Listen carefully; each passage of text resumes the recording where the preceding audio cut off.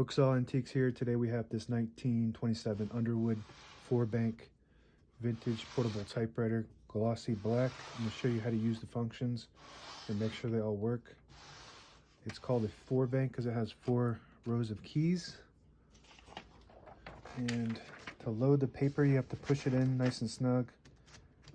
And then once it's fed, it will stay in there straight. This is the paper bill that needs to sit on top, and it has a paper finger on each side to hold the paper down.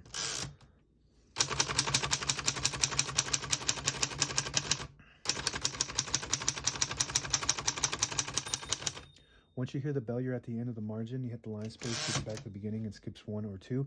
Right now we have it on single, but if you want double, there's a switch right on the left side of the line space. And if you push it down, it'll skip 2 when you hit the line space. We're going to keep it on single for now. Bring that up. And I forgot to set the margin, so let's set those now. Right now, I think the right margin is right in the middle. So we're going to just push with your thumb and bring it all the way to the end of the page there. And that's where I like to have it. And this is your left margin. It's at pretty close to 0, which is at the beginning of the margin.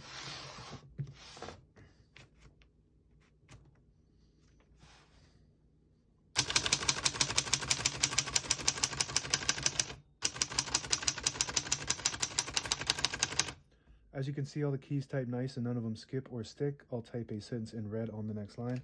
To switch from black to red, there's a switch on the right side here. And you switch it all the way to the right, there's a red indicator there.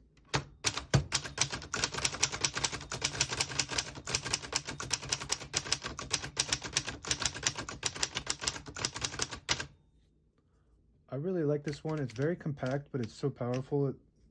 Back when they made these, this is some of the top of the line technology. And the print looks really good. It's just a really overall smooth machine. And it's got the glossy black finish, so it looks really cool. To pull the page out easy, there's a switch on this side here. You just flip it to the front, and it unlocks the rollers underneath the platen, allowing you to pull the page out easy or load thicker paper like carbon copy or cardstock. Got a backspace on the top left here. That works good. Shift on each side and a shift lock on the left. To clear that, you just hit the shift button again. This switch right here is your ribbon reverse.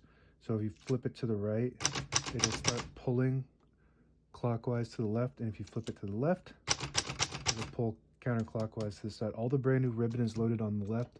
So we want it to pull to the right. We're going to keep it pulling to the right. You can move these paper fingers to adjust however you want them with your paper. That's how you do that.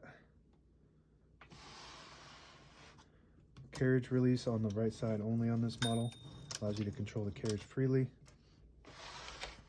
And I forgot to pull out these paper support arms, so that supports the paper upright when you're typing. This switch disables the spacing when you turn the platen. So if you push it down, each one of those clicks is a space. You flip it up, it'll allow you to get to a specific exact spot on the page. And this is that switch to change from single to double. That's single, push it down, that's double.